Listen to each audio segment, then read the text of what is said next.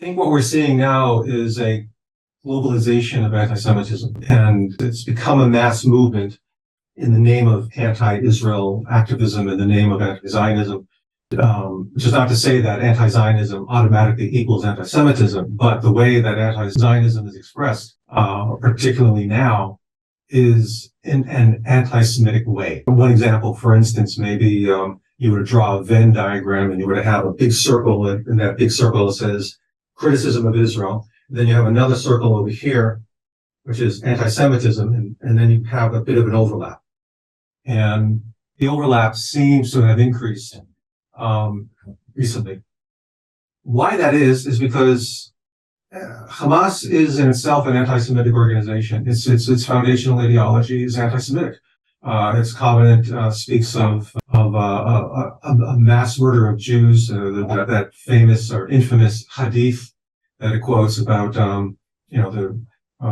there's a Jew hiding behind me, meaning a rock or a tree, come and find him and kill him, calling out, meaning that in the end of days during Judgment Day. And this is a very cosmic kind of enemy that's been created in the minds of Hamas, that the Jews are this eternal cosmic enemy that needs to be eradicated in order to bring Judgment Day, to bring salvation.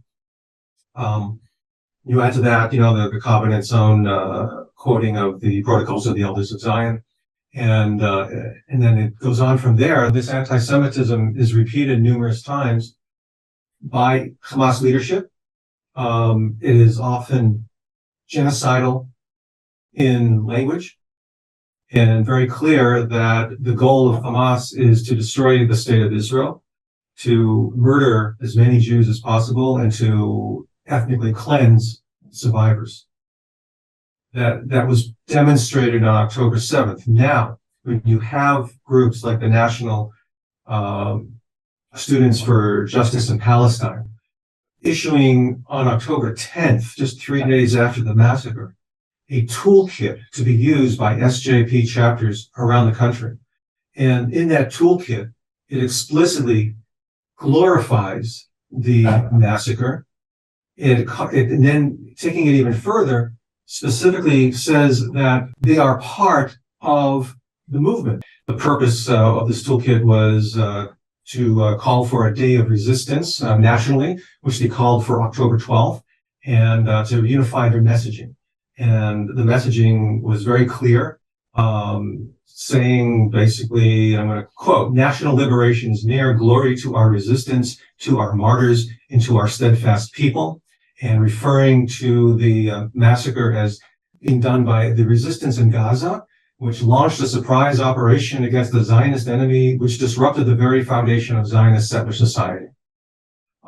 So this SJP toolkit is supporting terrorism, declares that it is part of this movement of terrorism, and declares that it is going to carry this resistance to the campuses.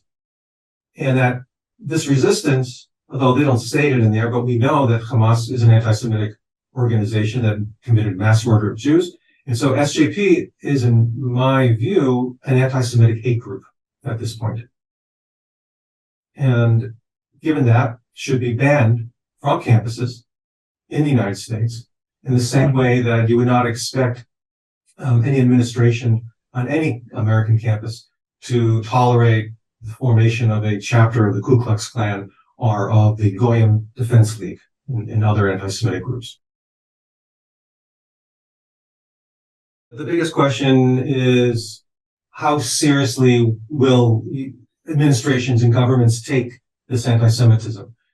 Because it's not like Nazis who are, their history is known. Everybody knows what the Nazis stand for and what they did in bringing on a world war and the Holocaust. This anti-Semitism is intermingled with advocacy for a national movement, which many people support and feel that it is legitimate to support the Palestinians in their struggle against Israel. And legitimately, that's their right. However, too much of it gets all intermingled with anti-Semitism, and getting people in power to understand, to recognize that this is anti-Semitic and there is anti-Semitism involved in this advocacy, that we need to get them to understand how to work against it, how to combat it on their campuses, in their societies. That it's okay to go out into the streets and demonstrate for Palestine. If that's what you want to do. That's your right, First Amendment right. That's you have the right to do that. It's quite another thing in terms of conduct to be chanting like they did in Sydney, Australia, a pro-Palestinian rally where they were chanting "Gas the Jews," or when Jewish businesses like kosher delis or kosher restaurants or synagogues or hillels are targeted for vandalism or worse, as a protest against Israel. That's anti-Semitism. And it shouldn't even have to explain why that is, but it seems that there are many people of goodwill who don't quite understand why choosing a random synagogue to attack is somehow not a legitimate way to protest a foreign events in a foreign country.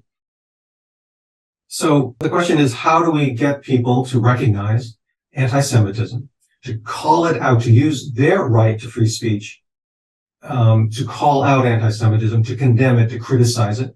And when anti-Israel protesters go beyond rational, legitimate means of protest, but to actual criminal activity, which includes violence or graffiti or vandalism, to punish them. They need to be held accountable. And that's the biggest question, I think, at this moment. I think a lot of Jewish youth are feeling pressure to hide their Jewishness, their Jewish identity. We've seen that in different polls, like the Anti-Defamation League and the Hillel have just released a poll, and we've seen situations where people are hiding their identity, taking off the kippot, whatever. I think the message to Jewish youth in particular is that to be proud of who you are, to, even if you don't agree 100% with Israel, and you certainly can feel proud of being a Jew, that being Jewish in the diaspora is complicated. So if you're living in a community which is largely cut off from the main society, you will experience anti-Semitism because you're wearing the Jewish look, if you will. But most Jews aren't like that, and it's complicated. It's a complicated it's a complicated identification. I'm Jewish, I'm American, I'm secular, I'm religious, sort of. I'm just Jewish. I'm conservative. No, I'm Reform. I'm whatever.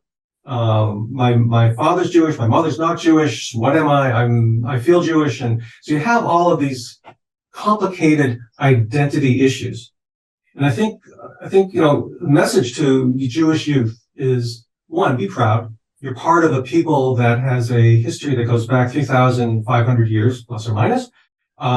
It's a proud tradition, that shaped much of human society. And with the idea of a moral monotheism, and that it's very legitimate to be a Jew and to be out as a Jew and to stand up as a Jew and to stand up for Jewish rights. It's perfectly legitimate, because what's happening with now, you see it on the campuses, you see it elsewhere, is that Jews are being intimidated into silence, intimidated into hiding their identity, and feeling ashamed of being Jewish.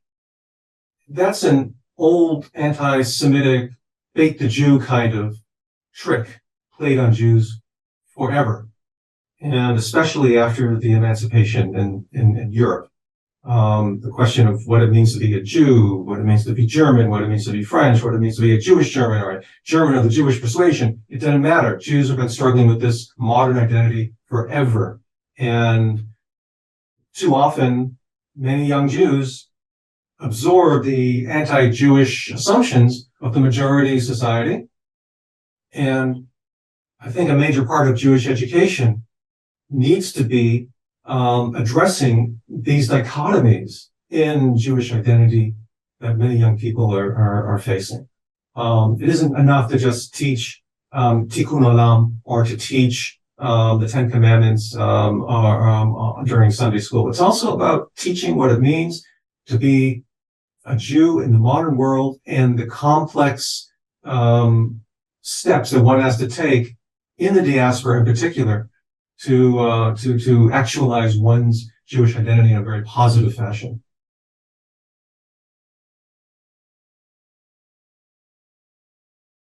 Two years ago, when I wrote that article, we were observing what has been happening already for the previous, 10 years, 15 years, in terms of the growing intellectual climate of delegitimizing the state of Israel, which in turn delegitimizes those who support Israel. And most people who support Israel are among Israel's strongest supporters are Jews.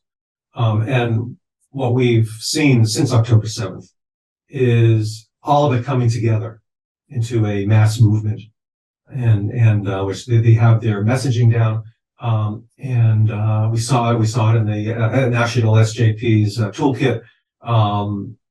Complete support, unquestioning support for a radical Islamist, anti-Semitic terrorist organization, which just committed the worst massacre of Jews since the Holocaust.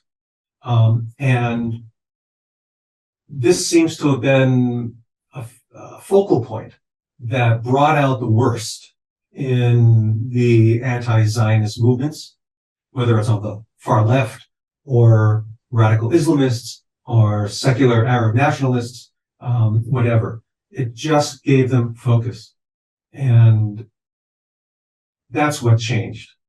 Now it's a global anti-Semitic movement, and that is an extremely dangerous situation that we have now find ourselves in.